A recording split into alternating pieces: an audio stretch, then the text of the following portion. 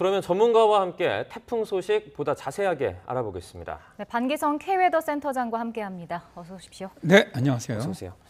네, 센터장님 먼저 구체적인 태풍의 이동 경로를 좀 살펴보도록 하겠습니다. 새벽 4시 50분 정도에 경남 거제 부근에 상륙을 했는데요. 지금 시간이 1시간 반 이상이 지났습니다. 지금은 태풍의 위치가 어디에 있습니까? 현재는 이제 태풍의 중심은 사라졌기 때문에 대충 어디에 있는가는 이제 여러 가지 기법을 가지고 사용을 합니다. 네. 현재는 이제 밀양을 지나서 경주 가는 정도, 그러니까 부산 위쪽이죠. 네. 이 정도로 현재 지나가고 있는 것으로 판단이 되고 있습니다. 네. 그럼 이번 그 태풍을 좀 이렇게 움직임을 보면 예측대로 이게 좀 움직였던 건가요? 실제로 이제 태풍이 애시당초 좀 상당히 이상 경로를 그렸던 태풍입니다. 그랬다가 이제 호키나와 남쪽에서 이제 북진하기 시작하면서부터는 거의 이제 제가 보기에는 기상청 예측에서 크게 벗어나지 않고 올라온다고 보고 있습니다. 이제 어제도 이제 오늘 새벽에 자정에 네. 이제 제주 바로 그 우측으로 통과해 갖고 올라와서 이제 그저께서부터 계속 약간씩 좀 서쪽으로 나오기는 했더라도 그 큰 축은 변하지는 않았거든요. 네. 그래서 이제 오늘도 통영 쪽으로 상륙을 했고, 그다음에 이제 포항 북쪽으로 하고 동해안으로 빠져나가는 것, 이러한 패턴으로 본다면은 거의 이 진로 예보는 큰 변화가 없이 그대로 진행해 왔다고 보시면 되겠습니다. 네. 지금 예상보다는 이동이 조금 빠른 것 같습니다. 속도는 어떻습니까? 속도는 이게 이제 당연히 가을 태풍 같은 경우는 멀리 있을 때보다 우리나라가 들어올수록 속도는 빨라집니다. 네. 그래서 이제 우리나라를 딱 통과하면서부터는 아주 제트기를 탄다고 저희들이 얘기를 하는데 지금 우리나라 지금 어제 그저께서부터 서울 쪽에 비가 내렸습니다. 북쪽은 저기압이 있었거든요. 태풍은 아직 멀리 있었고. 네. 그래서 이 저기압이 이제 내려오면서 밑에 있는 태풍이 올라왔고 부딪히는 시점이 있습니다. 지금 오늘 아침에 이제 에어컨을 보시면 레이더를 보시면 네. 부딪혔거든요. 이제 네. 이렇게 부딪히면 이제 그때부터는 굉장히 빨리 끌고 올라갑니다. 네. 이 서울에 비 내렸던 것도 그치고 이제 그러면서 태풍도 빨리 빠져나가는데 이제 어제보다는 시간 지금 이동 속도는 어제는 한 20km 되었는데 시속 네. 오늘은 이제 새벽에는 30km, 현재는 40km 이상 빨리 이동을 하고 있죠. 앞으로는 더 빨라질 것으로 예상을 하고 있습니다. 네. 네, 일단 밤사이 제주를 이제 흰남노가 통과를 했는데 여기서 다행히 인명피해는 아직까지는 보고되지 않았지만 정전 피해라든지 침수, 강풍 피해는 있었거든요.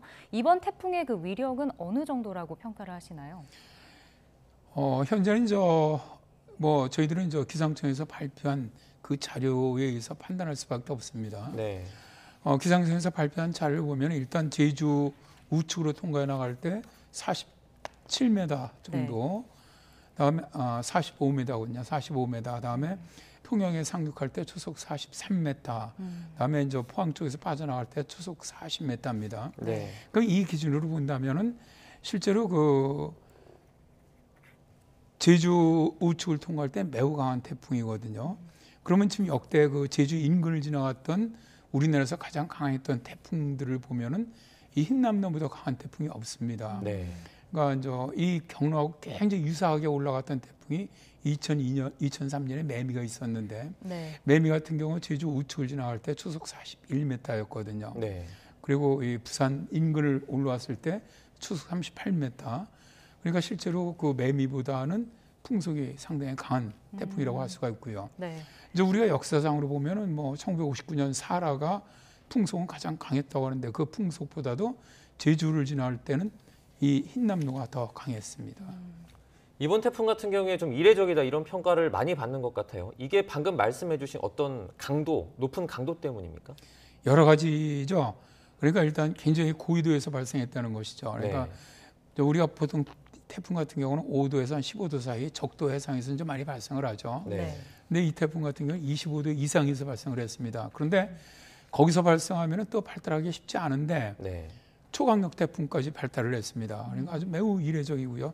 그러니까 최초고 25도 이상에서 발생한 태풍 중에서 초강력까지 발달한 태풍은 최초입니다. 네. 일단 최초고 태풍이 어쨌든 서진을 해나갔죠. 서진을 해나가다가 서태평양 쪽으로 들어오면서 이쪽에 이제 라니냐가 있었습니다. 라니냐가 있다 보면은 서태평양 근처 굉장히 고수온역이 됩니다. 그러니까 지금 보면은 해상 수온이 한 31도 정도인데 31도는 우리가 이제 흔히 수포 태풍이 만들어지는 수온이라고 얘기를 하거든요. 네. 그러니까 이 수온으로 들어가면서 이제 미국 그 태풍 기준은 카테고리 4, 우리로 말하면 이제 초강력 태풍까지 발달하게 된 것이죠. 네. 발달하는 와중에 또 하나 재미있는 게 이제 그 밑에 있는 열대저기압하고 또다시 흡수를 했습니다. 네. 흡수를 했던 점이 있고 또 이게 오다가 역주행을 한 거죠. 남쪽으로 다시 내려갔습니다. 네. 이 태풍이 오게 되면 이제 되게 다시 북쪽으로 올려가는 성질을 가지고 있습니다. 네. 태풍은 강해질수록. 근데 그 강해지던 태풍이 다시 밑으로 내려갔거든요. 내려갔다가 거기서 정체했다가 다시 올라왔거든요. 그러니까 네. 대개 이런 태풍들이 이상 경로를 그릴 때 보면은 두 개의 태풍이 있어서 이제 후지와라 효과가 있을 때가 되게 많이 발생을 하는데 이번에 이제 그런 효과는 뭐 거의 없었고요. 열대성 저기압 자체는 이제 워낙 이 태풍이 흰남노가 강했기 때문에 흡수된 거거든요.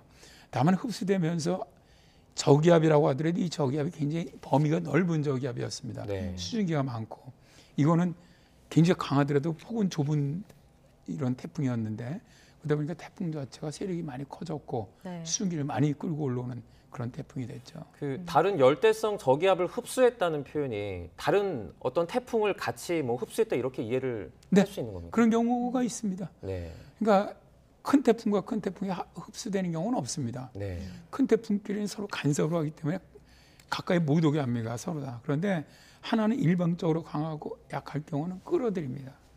끌어들여서 태풍이 되는 경우는 있습니다. 이번 경우 같은 경우는 뭐 열대성 저기압 수준이었으니까 네. 이쪽은 뭐 초강력 태풍 수준이었고, 그러니까 크기는 비록 초강력이 작더라도 이건 굉장히 컨센트레이트된 거죠. 응집돼 있었던 형태고, 이건 좀 퍼져 있었던 형태죠. 약한 태풍이니까.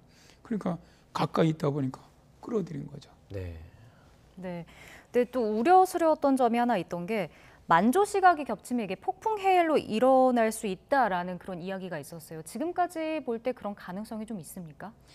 일단 그 창원이라든가 이제 통영이라든가 부산 이쪽이 만조 시간이 대개 한 4시 반 전후입니다.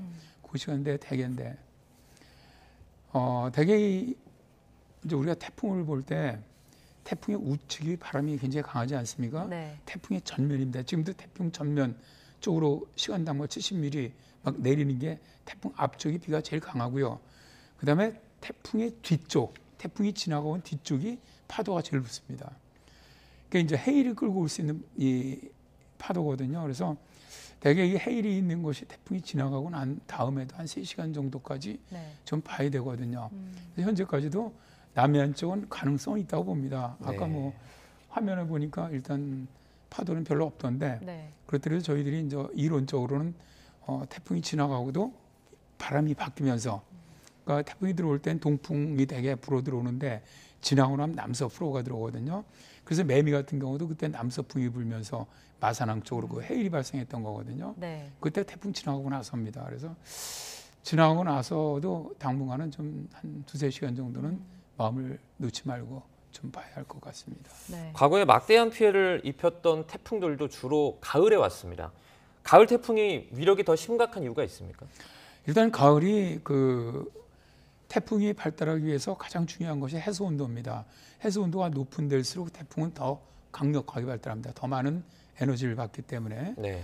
그런데 이 해수 온도가 가장 높은 계절이 1년 중에 9월입니다. 네. 9월이 해수 온도가 제일 높기 때문에 태풍이 발달하면 강하게 발달할 가능성이 일단 높고요. 첫 번째.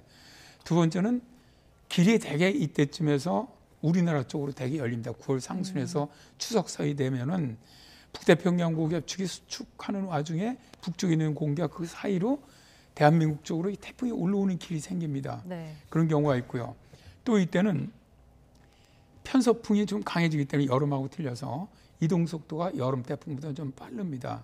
그 대신에 북쪽에서 내려온 공기가 여름보다는 굉장히 차기 때문에 네. 찬 공기의 면과 부딪히는 태풍과 면과 부딪히는 곳에서는 바람이 더 강해지고 불안정해지기 때문에 비도 더 많이 내리는 그런 특성이 있습니다. 그래서 가을 태풍의 피해가 똑같은 정도의 기압이라든가 풍속이라도 피해가 훨씬 더 큰 것이 가을 태풍이 되는 것이죠. 네. 오늘 오전에 이제 태풍이 좀 빠져나갈 때까지는 뭐 긴장을 좀 늦추지 않고 안전에 유의를 하셔야 될 텐데 특히 어떤 점을 조심해야 할지 좀 알려주시죠. 일단 뭐 어제 기상청장이 브리핑하는 걸 잠깐 보면서 제가 좀 수긍이 가더라고요.